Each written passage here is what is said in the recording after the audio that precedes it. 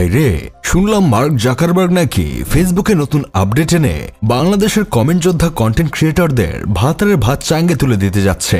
ঘটনা কি আসলে সত্যি নাকি? যারা সারাদিন বিভিন্ন পোস্টে ভালোবাসা রইল সকল ছোট ইউজারদের জন্য, আসুন সবাই সবাইকে ভালোবাসা দিয়ে সামনের দিকে এগিয়ে নিয়ে যায় লিখে কমেন্ট করে তাদের এখন কি হবে? জাকারবার্গের দিলে কি একটু দয়ামায় নাই নাকি? তাদের পেটে এইভাবে লাথি মারার কি কোনো দরকার ছিল ভাই? শোনা যাচ্ছে ফেসবুকে অতিরিক্ত হ্যাশট্যাগ ব্যবহার করলে রিমুভ হয়ে যাবে ফেসবুক পেজ। নিজের পোস্ট বহু অ্যাকাউন্ট থেকে নিজে নিজে শেয়ার করলেও এখন সমস্যা দেখা দিতে পারে।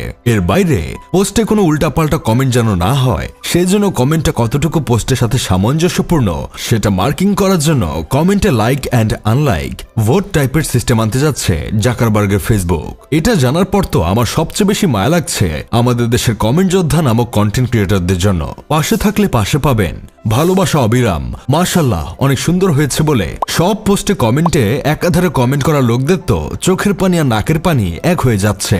মানুষ ফেসবুকে কোনো ভিডিও ছাড়লে এখন সে ভিডিও রিলেটেড কোনো কমেন্টই পাওয়া যায় না।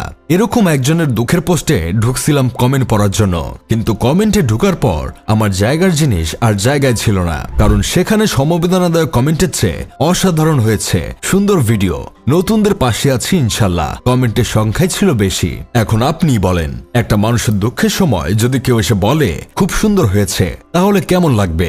অবশ্যই খুব খারাপ লাগার কথা। তবে বর্তমান যুগে এসবই বেশি হচ্ছে ফেসবুকে, কারণ মার্ক জাকারবার্গ ফেসবুকটাকে এক বস্তিবুক বানিয়ে ফেলছে।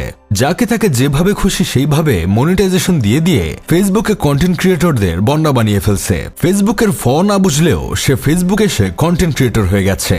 তবে এখন ফেসবুক এই ধরনের কন্টেন্ট যোদ্ধাদের ভাত মেরে দেওয়ার সিদ্ধান্ত নিয়েছে। এই সিদ্ধান্ত যদি মার্ক জাকারবার্গ আরো আগে নিত, তাহলে চোখের অত্যাচার থেকে অনেকেই বেঁচে যেত। অনেক ফুড ব্লগার আর ইনফ্লুয়েন্সার নামক ইনফ্লুয়েঞ্জা ভাইরাস তৈরি হতো না, হয়তো আমাদের দেশের হ্যাশট্যাগ যোদ্ধাদেরও দেখতে হতো না। এই যে ফেসবুকে ইয়া বড় বিশাল একটা BMW এর আননোন ফ্যাক্টের ক্যাপশন দিয়ে অন্য পিকচার অথবা ভিডিও আপলোড করে রিচ কামিয়ে নিচ্ছিল মানুষ, সেটাও এখন বন্ধ হয়ে যাচ্ছে। অযথাই বড় ক্যাপশন দেওয়া পেজ কিংবা আইডি রিচ দেওয়া বন্ধ করে দিবে ফেসবুক। এইসব পাবলিকদের জন্য ভালো মানের কন্টেন্ট ক্রিয়েটররা এখন তেমন রিচ পায় না। ফালতু ফালতু ভিডিও আজকাল যতটা রিচ পায়, কিন্তু কাজের ভিডিও তত পায় না।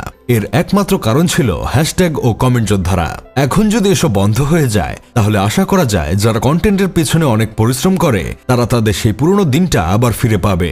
আমার বন্ধু কেরামত আবার এই পাশে থাকলে পাশে পাবেন দলের গ্রুপের প্রেসিডেন্ট। সে সবার পোস্টে গিয়ে কমেন্টে গিয়ে এই ধরনের কমেন্ট করে আসতো, কিন্তু এখন এসব বন্ধ হয়ে যাবে শুনে কেরামত রাজুতে গিয়ে আন্দোলন করবে বলে ভাবছে। আপনারা যারা কমেন্ট যোদ্ধা আর BMW এর আননোন ফ্যাক্ট নিয়ে কাজ করেন, তারা কেরামতের সাথে আন্দোলনে যুক্ত হতে পারেন। যাই হোক, শেষমেশ আমি গোলাম হোসেন একটা কাজের কথা কই। কমেন্ট যোদ্ধা নামক বিরল প্রজাতির প্রাণীদের ব্যবসা লালবাতি জ্বলে গেলে একদিক থেকে আনন্দ পেলেও আরেক দিক থেকে খারাপ লাগছে, কারণ এসব বন্ধ হলে আমরা অনেক বিনোদন থেকে বঞ্চিত হব।